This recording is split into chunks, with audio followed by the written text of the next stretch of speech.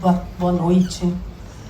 Eu estou bastante feliz de estar aqui e eu quero começar falando que eu vou falar de mim muito mais profundamente, talvez do que tem sido falado até agora sobre esse tema, né? E eu escrevi algumas coisas para eu não me perder.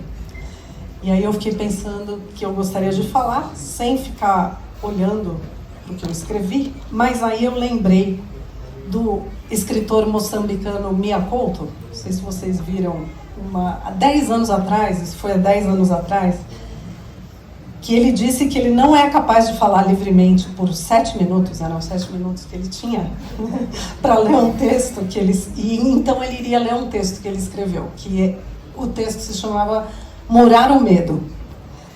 E o que eu quero falar tem a ver com isso também, com medo, por isso que eu achei que estar escrito vai me ajudar a falar. E por isso, então, com essa coragem do Mia Couto e também com humildade aqui, eu vou ler um pouco do que eu escrevi.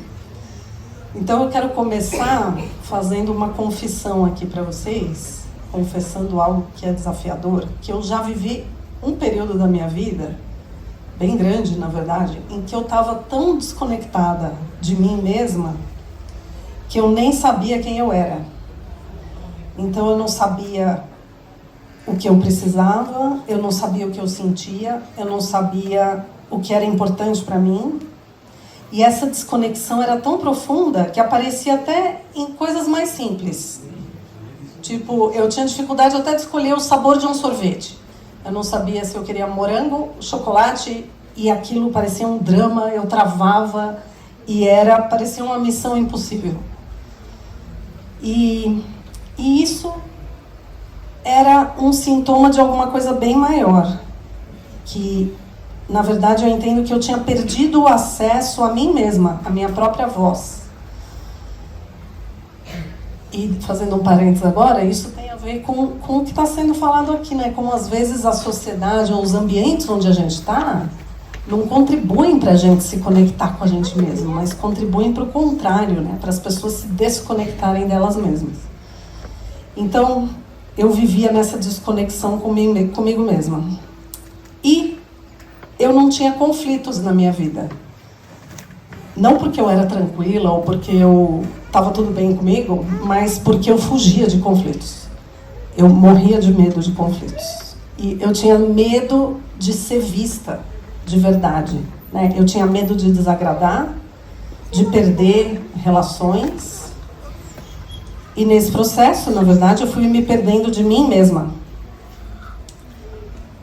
E foi então que eu conheci a comunicação não violenta, num certo momento. Com a comunicação não violenta não me ensinou técnicas, ela me ensinou a me reencontrar, na verdade. Porque por muito tempo eu era aquela pessoa que falava assim, por mim tanto faz, você decide. Eu me adapto, não se preocupe. Então parecia que por fora estava tudo bem, né? Mas por dentro os conflitos estavam acontecendo internamente. Mas essa paz também custava caro, né? Essa paz externa. Então custava relações verdadeiras, oportunidades, coragem, autenticidade. E porque, na verdade, eu entendo assim, que quando a gente vive para não desagradar os outros, você vai desaparecendo devagarzinho, né? Quando você vive para não desagradar, você vai desaparecendo. E eu já não sabia mais onde eu terminava e onde começava o mundo, ao meu redor.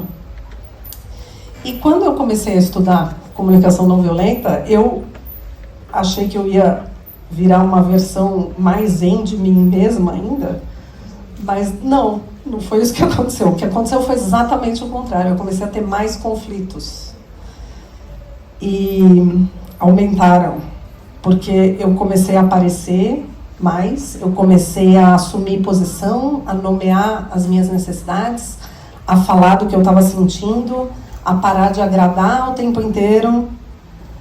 E fazer isso aparecer dá trabalho, né? Eu fiquei pensando assim, vindo para cá, trânsito, chuva, ai, por que eu resolvi, por que eu aceitei vir? Devia ter ficado em casa, né? Mas tudo bem, olha, vai ser um exercício de aparecer, justamente sobre o que eu quero falar. Aparecer e me mostrar. E isso dá trabalho, dá medo, dá tremedeira, dá ansiedade. Mas aparecer é viver. Eu entendo que é viver. E eu lembro de uma situação, era um momento, era um curso que eu estava fazendo, uma das vezes em que eu realmente apareci, e como isso fez diferença, e o grupo estava dando um feedback para uma pessoa, para um dos participantes desse curso, né? E era de um jeito que eu estava achando muito descuidado, que parecia mais um ataque coletivo àquela pessoa, mesmo com uma boa intenção, parecia para mim aquilo um fuzilamento assim, da pessoa. E o meu corpo estava falando tudo. No meu corpo eu sentia os meus ombros tensos, eu fui ficando ansiosa, angustiada. Eu sentia agitação, palpitação, minha respiração curta. Até enjoo eu comecei a sentir naquela situação. Era como se eu estivesse me preparando, sei lá, para pular de paraquedas. Mas eu estava numa sala de aula. E antigamente, a Sandra antiga, eu teria ficado quieta, eu teria esperado acabar, eu não teria falado nada, ainda mais assim num grupo de pessoas, eu vou me colocar, um grupo de pessoas que eu não conheço muito bem, mas daquela vez alguma coisa me disse assim, não, se você não falar, você vai se perder de novo, de você. E aí eu respirei fundo, eu criei coragem, levantei a mão e eu falei com vulnerabilidade, eu falei daquilo que eu estava sentindo no meu corpo. E aí uma coisa inesperada aconteceu. As pessoas se conectaram e teve reconhecimento, teve abertura, teve aceitação e principalmente teve mudança. O grupo se reorganizou e começou junto a redefinir novos acordos de como oferecer feedback uns para os outros, né, com cuidado, com atenção, com respeito. E depois várias pessoas vieram me dizer também. Eu também estava me sentindo mal, mas eu não estava com coragem para falar, ainda bem que você falou. E aí eu entendi que o diálogo, na verdade, ele não começa quando está todo mundo confortável e está tudo bem, as pessoas estão se sentindo tranquilas. O diálogo começa quando uma pessoa decide aparecer primeiro, quando ela decide se colocar, se expressar. E isso também aconteceu em todas as minhas relações, né? Na minha relação com o Yuri, nós somos casados há 26 anos, o Yuri que está aqui do meu lado, a gente trabalha com diálogo, com comunicação não violenta, mediando conflitos. Aqui no Brasil e em outros países também, a gente já teve em 16 países. E por isso as pessoas vêm pra gente e perguntam assim, nossa, mas então vocês nunca brigam, né? Vocês trabalham juntos, vocês são um casal, vocês nunca brigam. E aí, a minha resposta é, a gente briga cada vez melhor. Porque, como o Leandro estava falando, tudo que é vivo entra em conflito, né? Se a gente for ver, até as plantas entram em conflito. Então, só não entra em conflito mesmo quem já morreu. Então, se a gente tá vivo, a gente vai entrar em conflito.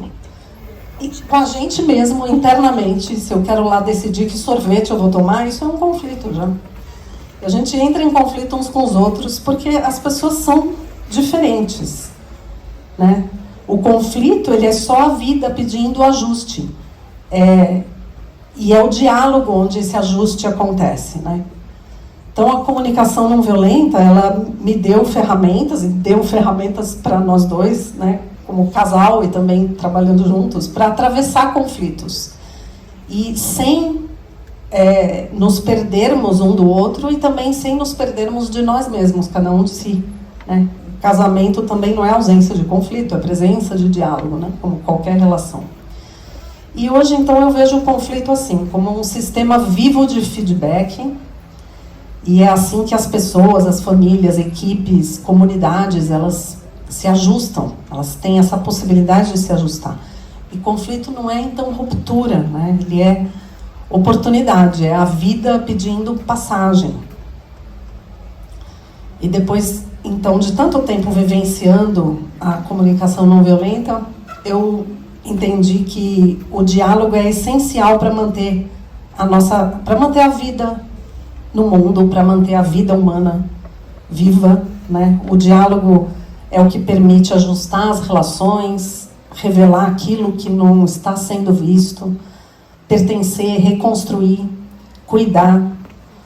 E num momento histórico assim como o nosso, né, de tanta polarização, desinformação, individualismo, o diálogo é também um ato de resistência e de humanidade.